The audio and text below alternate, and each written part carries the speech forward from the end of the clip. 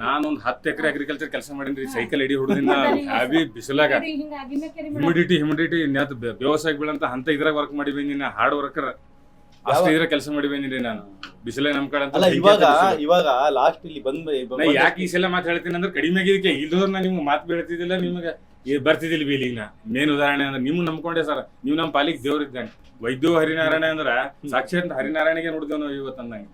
ಅಲ್ಲ ಇದು ಸಮಸ್ಯೆ ಸ್ಟಾರ್ಟ್ ಆಗಿ ಎಷ್ಟು ದಿನ ಅಂತ ಹೇಳಿ?